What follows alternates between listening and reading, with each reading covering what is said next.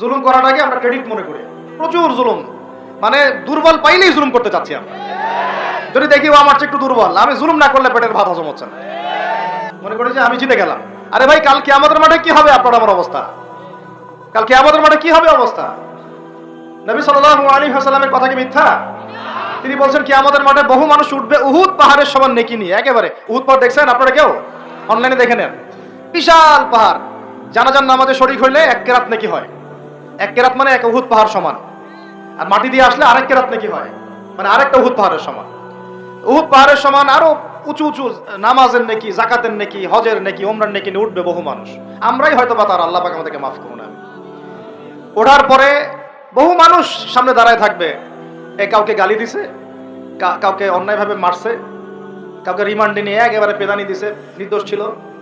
কারো নামে মিথ্যা মামলা দিছে, কারো নামে অপবাদ ছড়াইছে। বেচারা বেচারা ভালো ছিল, সৎ ছিল, অপবাদ ছড়াই দিছে। কারো নামে ধরেন যে কারো গীবত করছে, কারো টাকা নিয়ে টাকা দেয় নাই, হ্যাঁ, কারো জমি আত্মসাৎ করে খাইছে, ভূমিদস্যু ছিল। মানে মানুষের সাথে জড়িত পাপ ছিল। কি ছিল? অন্যের সাথে জড়িত, মানে অন্যের হক নষ্ট করছে আর কি, অন্যের। এখন আল্লাহ পাক বলবেন যে তোমার এই ঋণ এখন শোধ করো। ওই দিন তো ঋণ শোধ করার কোনো বুদ্ধি আছে? বুদ্ধি নেই। এখন কি পদ্ধতি? ফেরেশতাদেরকে বলা হবে এই ব্যক্তির আমলনামায় যে নেকিগুলো আছে, নামাজের নেকি, রোজার নেকি, হজের নেকি, যাকাতের নেকি, এইগুলা দিয়ে ওদের আমলনামা ভর্তি করো, যারা পাওনাদার দ্বারা আছে। ভর্তি করতে করতে করতে করতে এক সময় দেখা যাবে এই ব্যক্তির আমলনামা ফাঁকা হয়ে যাবে। তখন কি হবে? ফেরেশতাদেরকে বলা হবে ওই যে যারা ভুক্তভোগী, ওদের আমলনামা থেকে গুনাহ নিয়ে এই ব্যক্তির আমলনামায় ঢাল। নাউজুবিল্লাহ। এরপরে ওই ব্যক্তিগুলো দেখা যাবে জান্নাতে চলে গেছে, মাজলুম ছিল পৃথিবীতে, ওই দিন সফল হয়ে গেছে, জান্নাতে চলে গেছে। এবারটা দুনিয়া জালেম ছিল, এ জাহান্নামে চলে গেছে। নাউজুবিল্লাহ। আল্লাহ পাক আমাদেরকে এরকম মানুষের হক নষ্ট করা থেকে হেফাজত করে না। ভাই, মানুষের হক নষ্ট করতে যায় না। নিজে আমল তো এমনিই কম, ভাঙাচুরা ঈমান, মুনাফিকের মতো বসবাস করতেছি। এখন তো আমরা মুনাফিকের মতো বসবাস করতেছি এই দুনিয়াতে। এখন যারা আমার মনে হয় মন থেকে ঈমানের দাবি করতে পারে শক্তভাবে যে হ্যাঁ আমরা ঈমানদার, এরা হচ্ছে গাজ্জার ওই মুজাহিদ ভাইরা। বুঝেন এই কথা? তারা মনে হয় দাবি করতে পারে যে হ্যাঁ আমরা ঈমানদার। আমরা তো নেফাকের উপরে আছি এখন, আমরা তো স্বীকৃতি দিতে পারতেছি না, সত্যকে স্বীকৃতিও দিতে পারি নাই। বরং আমরা মানচিত্র থেকে ফিলিস্তিনের মানচিত্র উঠাই দিলাম, দিয়ে যারা জালেম ওদেরটা প্রতিষ্ঠা করলাম। ওইটাও পাঠ্যপুস্তকে আসছে। আপনারা তো শুধু একটাই শুনে বসে আছেন, একটাই শুনে আছেন না আপনারা? শরীফ শরীফা তো আছেই, এইটাও একটা ইস্যু ছিল। আল্লাহ পাক আমাদেরকে চোখ খুলুন, আল্লাহ পাক আমাদের চোখ খোলার তৌফিক দান করেন। আর ভাই, বাইরের চোখ তো সবারই খোলা, ভিতরের চোখটা খোলার তৌফিক দান করেন। আমি অনেক ভিতরে চলে আসছি, বুঝাইতে চাচ্ছিলাম যে এই বিশ্বে এখন আল্লাহ পাককে সার্বভৌম ক্ষমতার অধিকারী মানা হচ্ছে না। এটা হচ্ছে বৈশ্বিক শিরক। রাজনৈতিক ক্ষেত্রে আমরা আল্লাহর সার্বভৌমত্ব মানছি না, অর্থনৈতিক ক্ষেত্রে আমরা আল্লাহর দেয়া বিধান মানছি না, শিক্ষা ক্ষেত্রে আমরা আল্লাহ পাকের দেয়া শিক্ষানীতি মানছি না, সংস্কৃতির মধ্যে আমরা আল্লাহর সংস্কৃতি মানছি না, ব্যক্তি জীবনে, ইবাদতের জীবনে, পারিবারিক জীবনে, সামাজিক জীবনে আমরা আল্লাহ পাকের সার্বভৌমত্বকে বাদ দিয়ে মানুষের সার্বভৌমত্ব প্রতিষ্ঠা করেছি। আর আমরা তেলাওয়াত করতেছি তাবারাকাল্লাযী বিয়াদিহিল মুলক, আবার পড়তেছি কুলিল্লাহুম্মা মালিকাল মুলক, হে বলুন হে রাজত্বের অধিকারী, তুতিল মুলকা মান তাশা ওয়া তানজিউল মুলকা মিম্মান তাশা। আয়াত তো জানেন না আপনারা, সূরা আলে ইমরানে আছে। তো আমাদের কথা আর বাস্তবতার মধ্যে অনেক ফারাক। আল্লাহ পাক আমাদেরকে কোরআন গভীরভাবে অনুধাবন করার তৌফিক দান করেন। খালি তেলাওয়াত করলেই হবে না ভাই, এর অর্থটা জানতে হবে। অর্থ না জানলে পরে তেলাওয়াত করলে নেকি হবে না, এটা বলি নাই আমি। বলেছি শুধু তেলাওয়াত করলেই পুরো হক আদায় হয় না, শুধু তেলাওয়াত করলেই পুরো হক আদায় হয় না, 100 বার হয় না। আবার বলতেছি, শুনেন ভালো করে, তেলাওয়াত করলে প্রত্যেক হরফে 10 নেকি হয়, কিন্তু শুধু তেলাওয়াত করলেই কোরআনের সম্পূর্ণ হক আদায় কোশ্চিন কালেও হয় না। এই যে অর্থগুলো না জানলে আপনি কিভাবে বাস্তবায়ন করবেন, বুঝবেন কিভাবে কি বলেছেন আল্লাহ পাক কোরআনে? এই যে একটা আয়াত নিয়ে এতগুলো কথা বললাম, আপনারা এখন চোখ খুললো যে সারা বিশ্বে আল্লাহর সার্বভৌমত্ব সভরেন্টি নাই। এখন আমরা মানুষেরটা প্রতিষ্ঠা করেছি কিছু কিছু জায়গায়, ইল্লা মাশাআল্লাহ, কিছু কিছু জায়গায় আমরা মেনে নিয়েছি যে আল্লাহ পাকই সার্বভৌমত্ব ক্ষমতার অধিকারী। এখন তো এটা মানুষের হাতে উঠে দিয়েছেন। আল্লাহ পাক আমাদেরকে পাঠাইছেন দুনিয়াতে তার খলিফা হিসেবে। কি হিসেবে? আল্লাহর খলিফার কাজ কি? শয়তানের দাসত্ব করবে না আল্লাহর? বলেন। আল্লাহর খলিফার বৈশিষ্ট্য কি, ফাংশন কি? সে কি শয়তানের দাসত্ব করবে না আল্লাহর? সে কি আল্লাহর বিধান মানবে না শয়তানের? সে কি আল্লাহর সার্বভৌমত্ব মানবে না শয়তানের? তাহলে আমরা আল্লাহ পাকের কয়টা বিধান বাস্তবায়ন করতে পারছি? একজন আমাকে খুব কড়া ভাষায় বলছিলেন একদিন যে আপনি প্রথম ব্যক্তি মনে হয় বলেছেন ঢাকা হচ্ছে দ্য সিটি অফ আখিরুজ্জামানে। আপনি চোখে দেখেন না ঢাকা শহরে এত এত মসজিদ আছে? বললাম যে এইটা আপনার চেয়ে আগে আমি দেখছি ঢাকা শহরে এতগুলো মসজিদ আছে। আমার কাছে হিসাব করা আছে কয়টা মসজিদ ঢাকায় আছে। তাহলে আপনি বললেন যে এটা সিটি অফ আখিরুজ্জামান। বললাম ঢাকা শহরে এতগুলো যে মসজিদ আছে কত বছর থেকে আছে? বলছে 50, 60, 70 বছর থেকে। তো বললো 70 বছরে কোরআনের আপনি একটা বিধান বাস্তবায়ন করতে পারছেন ঢাকায়? বলেন পারছেন? ঢাকা শহরে কি চোরের হাত কাটা হয়? ঢাকা শহরে কি হচ্ছে জেনার শাস্তি দেওয়া হয়? মদ পান করলে 40 লাঠি দেওয়া হয়?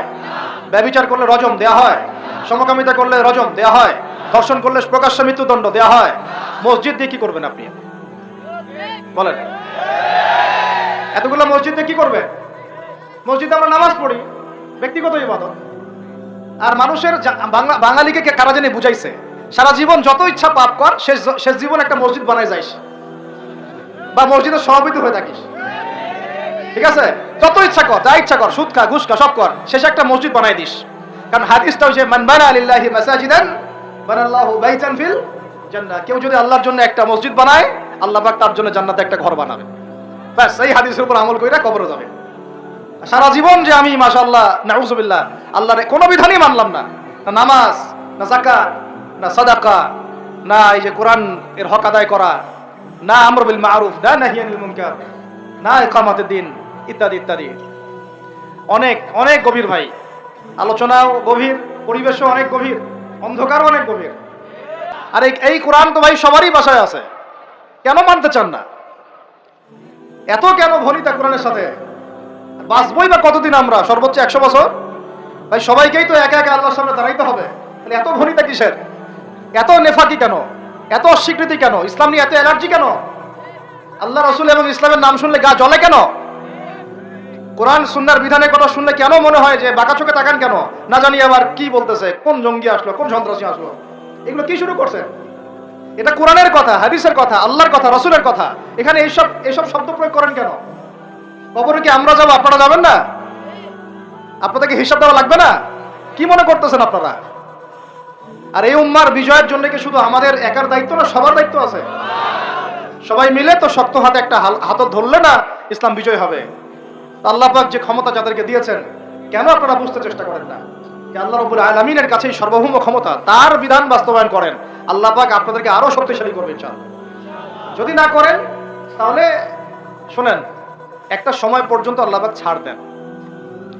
এটা ইতিহাস। নমরুদ একটা লম্বা সময় ছাড় পাইছে, ফিরআউন আরো লম্বা একটা সময় ছাড় পাইছে, আদ জাতি সামুদ, আসহাবুল আইকা, মাদিয়ান, লুত, কত যে কম চলে গেছে হিসাব নাই। ইতিহাসটা খালি পড়বেন কোরআনের, কত যে কম পৃথিবী থেকে চলে গেছে এরই হিসাব নাই। আল্লাহ পাক জানাইছেন অল্প কিছু, বাকি কিছু জানানো নাই আল্লাহ পাক আমাদেরকে। আল্লাহ পাক জানানি নাই অনেক কিছু আমাদেরকে, যেগুলো আমাদের দরকার সেগুলো জানাইছেন কিছু কিছু। কেউ কি টিকতে পারছিল? কেউ কি আল্লাহর বিধানের বাইরে গিয়ে চলতে পারছে? দুনিয়া টিকতে পারছে? কেউ কি চিরস্থায়ী ছিল? কোন নবীও তো চিরস্থায়ী ছিল না। তাহলে কিসের পিছনে ছুটতেছেন? আল্লাহ পাক আমাদের সবাইকে কথাগুলো বোঝার তৌফিক দান করেন। ব্যক্তি জীবন থেকে শুরু করে এক সর্বোচ্চ লেভেল পর্যন্ত কোরআন, হাদিস, ইসলামকে বাস্তবায়ন করার তৌফিক দান করেন। আল্লাহ পাক যাদের মধ্যে এই সততা আছে, এই মানুষগুলোকে আল্লাহ পাক আমাদের ঊর্ধ্বতন কর্তৃপক্ষ বানায় দেন, আমিন। বা যারা আছেন তাদেরকে আল্লাহ পাক হেদায়েত দান করেন। রমাজানের এই শিক্ষাটার সামনেও এরকম দুই একটা শব্দ আছে, কুতিবা আলাইকুমুল কিসাস। আর একটা তো বললে তো মাথায় খারাপ হয়ে যাবে, বলবো? ওই যেখানে দেখছেন কুতিবা আলাইকুমুস সিয়াম, কুতিবা আলাইকুমুল কিসাস, এই ডানে বামেই খুঁজবেন, 3টা পৃষ্ঠার মধ্যেই পাবেন। লেখা আছে কুতিবা আলাইকুমুল কিতাল, কুতিবা আলাইকুমুল, এটা আবার কি? কুতিবা আলাইকুমুল কিতাল, তোমাদের উপর যুদ্ধকে ফরজ করা হয়েছে। কি ফরজ করা হয়েছে? একা একা আপনি করবেন না, একা একা করবেন না, ইসলামিক রাষ্ট্র করবে, ইসলামের রাষ্ট্রের আমির করবে, তার নেতৃত্বে জনগণ করে, একা একা বিচ্ছিন্নভাবে করে না। কুতিবা আলাইকুমুল কিতাল, এইটা যখন মুসলমানরা ছেড়ে দিয়েছে, ওই সময় থেকে এই মাইর খাওয়ার যুগ শুরু হয়েছে। অটোম্যান এম্পায়ারটা সর্বশেষ ওই ফাইট করছিল ওই পশ্চিমাদের সাথে, পরাজিত হয়ে যায় তারা প্রথম বিশ্বযুদ্ধে 1914 থেকে 17-18-র মধ্যে। এরপরে ওই যে ব্রিটেন দখল করে জেরুজালেম, বেলফোর ডিক্লারেশন হয়, তারপরে ইহুদিদেরকে ওই জায়গাটা ছেড়ে দেয়। এরপর থেকে যে 100 বছর হলো, আমাদের খিলাফা পতনের 100 বছর হয়ে গেছে। কত বছর? এটা একটা আশারও কথা। আশার কথা কেন? প্রত্যেক 100 বছর পর পর আল্লাহ পাক পরিবর্তন নিয়ে আসেন। এটা ইতিহাস ঘাটলে পাবেন। 100 বছর পর পর আল্লাহ রাব্বুল আলামিন বড় বড় পরিবর্তন পৃথিবীতে নিয়ে আসেন। যেহেতু খিলাফা পতনের 100 বছর হয়ে গেছে, আশা করা যায় সামনে কিছু ভালো কিছুই হবে ইনশাআল্লাহ। ওই অটোম্যানদেরকে 1917 সালে 14 থেকে 17-এর মধ্যে পরাজিত করে বাইতুল মুকাদ্দাস, যেখানে দেখতেছেন অক্টোবর থেকে এই পর্যন্ত মনে হয় 40,000 ছাড়াই গেছে প্রাণহানি। ছাড়া যায় না? বেশিরভাগই নারী আর শিশু। বেশিরভাগই কি? নবী সাল্লাল্লাহু আলাইহি ওয়াসাল্লাম তার জীবদ্দশায় মনে হয় 97টা থেকে 98টা যুদ্ধ করেছেন। কয়টা? এটা তো জানেন না। আমরা শুধু জানি নবী সাল্লাল্লাহু আলাইহি ওয়াসাল্লাম মিষ্টি পছন্দ করতেন, মিসওয়াক করতেন, তারপরে ডান কাতে শুইতেন, সাদা জামা পছন্দ করতেন, দাড়ি রাখতেন, এইগুলো আমরা জানি। মাশাআল্লাহ। ওনার সিরাত পড়েন, ওনার জীবনীটা পড়ে দেখেন। 97 থেকে 98টাতে তিনি নিজে লিড দিয়েছেন, সরি, তিনি হয় লিড দিয়েছেন না হলে অন্য কোনো সাহাবীকে পাঠিয়েছেন, মানে গাজওয়া অথবা সারিয়া। এখন এই 100টার মতো যুদ্ধে আপনি দেখবেন না কোনো নারীকে হত্যা করা হয়েছে বা কোনো শিশুকে হত্যা করা হয়েছে, আপনি খুঁজে পাবেন না। একটা ইতিহাস দেখাতে পারবেন না যে মুসলমানদের হাতে কোনো শিশুকে হত্যা করা হয়েছে বা কোনো নারীকে হত্যা করা হয়েছে, আঘাত করা হয়েছে। শুধু আলী রাদিয়াল্লাহু আনহু একদিন এক নারীকে ধরেছিলেন, কারণ নবী সাল্লাল্লাহু আলাইহি ওয়াসাল্লাম বলেছিলেন যে অমুক জায়গায় এক মেয়েকে পাবা, ওই মেয়ের কাছে একটা চিঠি আছে, ও গুপ্তচর বৃত্তি করেছে, ওই চিঠি সে মক্কায় পৌঁছে দিতে যাচ্ছে, ওকে রাস্তায় ধরবা, ওর কাছ থেকে চিঠি আদায় করবা। কথা বুঝতে পারছেন? উনি গেলেন, দেখলেন হ্যাঁ ঠিক ওই জায়গায় এক মেয়ে আছে, হ্যাঁ চিঠি বের করো। আর নাই, আমার কাছে কোনো চিঠি নাই। তিনি বলছেন যদি চিঠি বের না করো তাহলে কিন্তু প্রয়োজনে একদম সব সার্চ করে চিঠি বের করবো কিন্তু। তো পরে ভয়ে সে চিঠি দিয়ে দিছে। এই একটাই ঘটনা পাওয়া যাচ্ছে যে মেয়েদের সাথে যুদ্ধক্ষেত্রে আচরণ। আর এই পুরো 100টা 98টা সারিয়ার গাজওয়ায় নবী সাল্লাল্লাহু আলাইহি ওয়াসাল্লাম সাহাবীদের হাতে একটা শিশুও মানে নিহত হয় নাই, একটা মহিলাও নিহত হয় নাই। যদি কোনো দলিল পান আমাকে জানায়েন, যদি আমার জ্ঞানে কমতি থাকে, আপনারা যদি দলিল পান আমাকে জানায়েন, আমার জানা নাই। আর আপনি দেখতেছেন অক্টোবর থেকে এই যে এটা কি মাস, মার্চ, এই যে 5-6-7 মাসের মধ্যে আপনি দেখতেছেন যে 40-42 হাজার মুসলমানকে মারা হচ্ছে, তার মধ্যে বেশিরভাগই নারী আর শিশু। নারী আর শিশু, এগুলো দেখলে তো ঘুম হয় না আমাদের, কিচ্ছু করার নাই, তামাশা দেখতেছি সবাই বসে বসে। আর যাদের করার ছিল এরা বসে খ্যাপসা খায়। কি খায়? ওরা ওই সিনেমা হল উদ্বোধন করে, মদের বার ওপেন করে। হ্যাঁ সুবহানাল্লাহ। পাশে নবী সাল্লাল্লাহু আলাইহি ওয়াসাল্লাম শুয়ে আছে, চিন্তা করেন। সাহাবীরা রাদিয়াল্লাহু আনহুম আজমাইন তারা শুয়ে আছে। ওখানে গেলে মুমিনদের চোখের পানি ছেড়ে দেয় মানুষ। কি একটা অবস্থা! ওইখানে আল্লাহর ঘর বাইতুল্লাহুল হারাম। অনেকে আবার বলে কি করার আছে আমাদের কিছুই করার নাই। হ্যাঁ, ওই জন্য একদিন বলছিলাম তো কিছু করার নাই, তাহলে নেইমারকে নিয়ে এসে ফুটবল খেলা। ওটাও চলতেছিল। বিভিন্ন বলিউড তারকা, হলিউড তারকা এসে কনসার্ট করতেছে, এগুলা করেন, কিছু করার নাই তো। বেশি না, আপনারা যদি একটু জিও পলিটিক্স পড়েন দেখবেন 10টা, বেশি না 10টা মুসলিম কান্ট্রি যদি একসাথে হয়, 10টা মুসলিম কান্ট্রি যদি একসাথে হয় বা একটা টেবিলে বসতে পারে, এই 10টা মুসলিম কান্ট্রির কাছে যে পরিমাণ সৈন্য আছে, যে পরিমাণ অস্ত্র আছে, যে পরিমাণ জ্বালানি আছে, যে পরিমাণ তেল আছে, আর যে পরিমাণ গ্যাস আছে, আর বাকি কথা নাই বললাম, এই ইসরায়েলের মতো 100টা দেশের সাথে মোকাবেলা করতে পারত। এক একটা বাচ্চার রক্তের বদলা নেওয়া যাইতো, একটা বোনের ইজ্জতের বদলা নেওয়া যাইতো। শুধু ওই ইমানদার কোন ওমর আল্লাহ পাক এখন আমাদেরকে দেন নাই। কারণ কেন দেন নাই জানেন? কারণ আমরা তো আর তার সাহাবীদের মতো না। আমরা যদি সাহাবীওয়ালা জিন্দেগি আবার শুরু করি, আল্লাহ পাক ওমর ইবনে খাত্তাবও পাঠাবেন ইনশাআল্লাহ। বুঝাতে পারতেছেন? আমরা ঠিক না হলে তো আসমান থেকে ফেরেশতা নামবে না ভাই। আর আমরা এই এত দূরে বসে ছোট্ট একটা রাষ্ট্রের মধ্যে আলোচনা করি, কি আলোচনা করে আর কি ফায়দা হবে? কিন্তু আলোচনাগুলো করতেছি আল্লাহর কাছে দায়মুক্ত হওয়ার জন্য, যাতে আপনারা সত্যটা জানেন এবং হকটা বুঝতে চেষ্টা করেন, আপনার পরবর্তী প্রজন্মকে এটা জানান।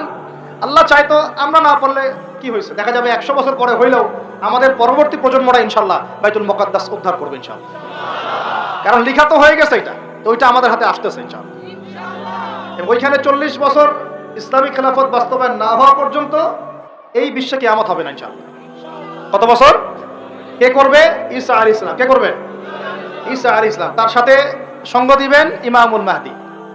এটা হবে সামনে। এখন ওইটা যখন হবে, ওই 40 বছর ইসলামী খেলাফত, তখন তাবারাকাল্লাযী বিয়াদিহিল মুলক, ওই আল্লাহ পাকের যে মুলক, আল্লাহ পাকের সার্বভৌমত্ব, আল্লাহ পাকের সরভেন্টি, আল্লাহ পাকের রাজত্ব, ওইটা সারা বিশ্বে প্রতিষ্ঠা হবে ইনশাআল্লাহ। এখন ওইটা নাই। এখন কি আছে? এখন মুলক হচ্ছে জাতিসংঘের, সবকিছু ওদের হাতে। আর এগুলো গঠনই করা হয়েছিল মুসলমানদের স্বার্থ দমন করে পশ্চিমাদের স্বার্থ উন্নয়নের জন্য। একেবারে খোলামেলা কথা বলবো, এখন পর্যন্ত ওদের ভিশন এবং এজেন্ডা এইটাই। পৃথিবীর কোন জায়গায় মুসলমানের স্বার্থ তারা সর্বোচ্চ অগ্রাধিকার দিবে না, বরং আমাদেরকে দাস বানানোর জন্য এটা তৈরি করছে ওরা। আর আমরা এখন সেই দাসত্বের মধ্যে চলে আসছি। কেউ কিছু বলেও না, কেউ কিছু করে, সবাই মেনে নিয়েছি। আর কি আলোচনা করে লাভ নাই। আপনারা প্রত্যেকটা ঘরে ঘরে একটা করে আইয়ুবের জন্ম দেন, আলোচনা করে লাভ নাই। এত প্রত্যেকটা মা বোনকে বলবো, একটা করে বাচ্চা দেন আমাদেরকে আইয়ুবের মতো, একটা করে বাচ্চা দেন তারেক বিন জিয়াদের মতো, একটা করে বাচ্চা দেন আমাদেরকে বিন কাসিমের মতো। ইনশাআল্লাহ আজ না হোক 100 বছর পরে হলেও ইনশাআল্লাহ বিশ্বের শাসন ক্ষমতা আমাদের হাতে আসবে ইনশাআল্লাহ।